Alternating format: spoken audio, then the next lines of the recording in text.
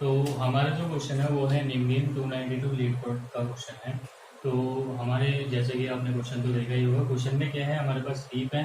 Constant ये है कि एक बार में हम एक, दो या तीन स्टोन साथ उठा सकते हैं और फर्स्ट टर्न हमेशा प्लेयर वन की होगी। और आउटपुट में आपको ट्रू या फॉल्स देना है। True that means for the given value of n you can win, and false for the given value of n you can't win. ठीक है, तो यही हमारा क्वेश्चन है। तो और लास्ट में हमारे पास क्या होना चाहिए, ये बहुत ज़रूरी चीज़ है कि जो लास्ट में उठाएगा, वही हमारा जीत सकता है। तो ये भी बहुत इंपॉर्टेंट चीज़ है। तो इसके सॉल्यूशन की तरफ हम आगे बढ़ते हैं। तो सॉल्यूशन में देखते हैं हम किस तरीके से कर सकते हैं।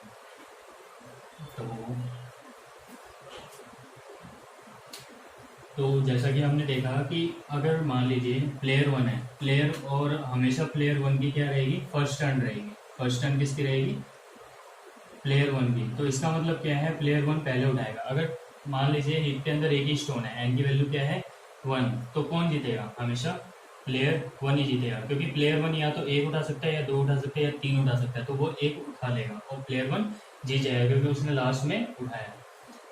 एन की वैल्यू टू होगी, तो दो स्टोन है हीप के अंदर, तो भी प्लेयर टू ही जीतेगा। क्यों, वो सॉरी, प्लेयर वन ही जीतेगा। क्यों जीतेगा प्लेयर वन, क्योंकि वो या तो एक उठा सकता है, या दो, या तो एक उठा सकता है, या दो उठा सकता है, या तीन उठा सकता है। तो दो उठा सकता है तो वो जीत जाएगा क्योंकि लास्ट में उठाने वाला वही जीतेगा।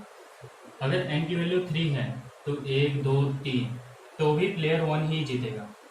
ये भी चांस ऐसा है कि प्लेयर वन ही जीतेगा। या तो वो एक उठा सकता है, या दो उठा सकते हैं, या तीन उठा सकता है। इसका मतलब क्या है, वो तीनों के तीनों उठा लेगा और प्लेयर टू को टर्न ही नहीं आने देगा, तो वो अपनी टर्न में ही जीत जाएगा। अब जो ये वाला जो केस बनता है एन की वैल्यू फोर के लिए, तो हमारे पास चार स्टोन्स हैं। ये जोर देने वाला केस है। इसमें क्या होगा, अगर मान लीजिए अगर मैं एक उठा लेता हूँ, तो बाकी के तीन कौन उठा लेगा, प्लेयर टू, क्योंकि वो भी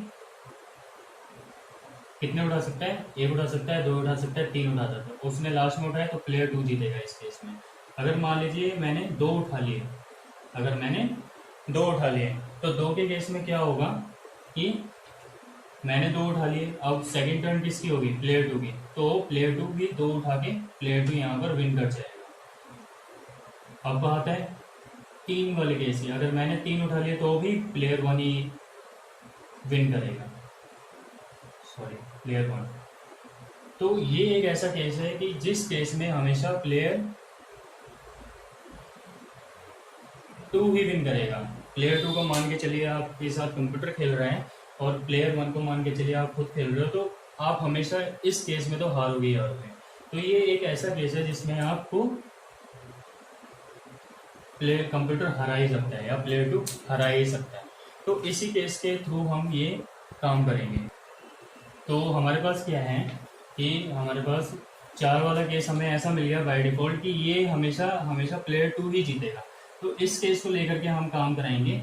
हम काम इस तरीके से कराएंगे कि हमारे पास जो भी एन की वैल्यू है, अभी मैं जस्ट थोड़ा थ्रो आउट कर रहा हूँ कोड को आपके साथ, कि एन की वैल्यू हमारे पास मान लीजिए 5 है।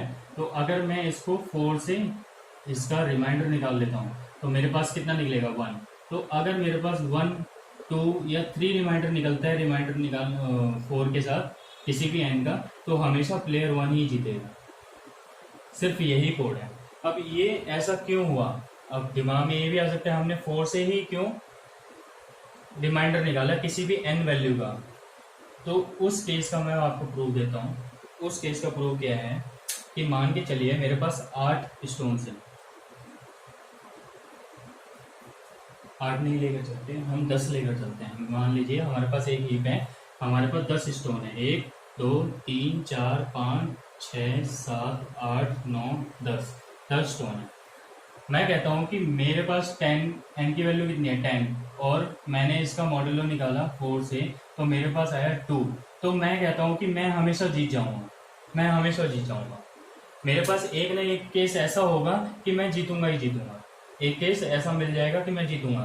अब वो ऐसा कैसे मैं बोल पा रहा हूँ, ऐसा मैं इतना यकीन से कैसे बोल पा रहा हूँ, तो मैं ऐसे कह पा रहा हूँ कि मान लीजिए कि मेरे पास, मैं कह रहा हूँ कि मैंने क्या निकाला है, 10 का 4 से रिमाइंडर निकाला है, तो मैंने डिवाइड ही किया है बेसिकली, 4 2 जा 8, तो 2 मेरे पास रिमाइंडर है। तो मैंने बेसिकली इस पूरे के पूरे हीप को 4 4 में डिवाइड कर लिया।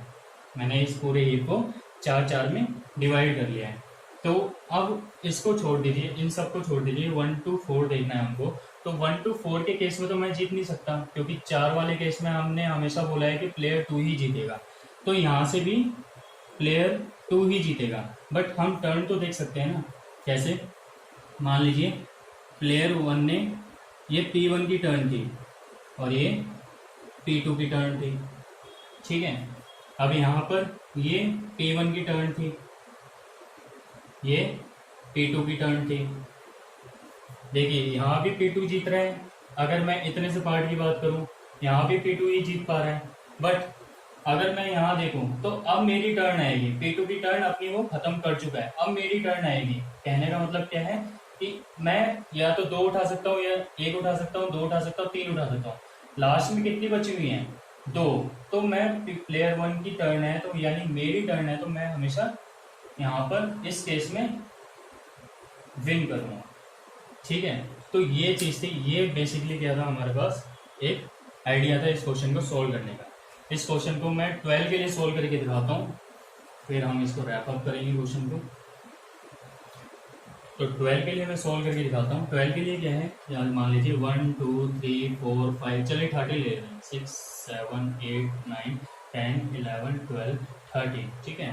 हमने पिछले वाला इवन के लिए लिया था, हम ऑड के लिए ले लेते हैं। तो वही काम करना है मेरे को, कि मेरे जो मेरे पास बेसिकली आइडिया क्या है, जो हमारे पास लास्ट में जो बचेंगी ना, हमारे पास लास्ट में जो स्टोन्स बचेंगे, इस केस के थ्रू लास्ट में जो स्टोन्स बचेंगे वही डिसाइड करेंगे कि मैं ऐसा केस लाया करता है कि मैं जीत पाऊंगा या नहीं जीत पाऊंगा। कैसे कि मैं क्या कर रहा हूँ कि 13 को 4 से डिवाइड करके उसका रिमाइंडर निकाला, 4 3 जा 12 एंड वी हैव 1 रिमाइंडर।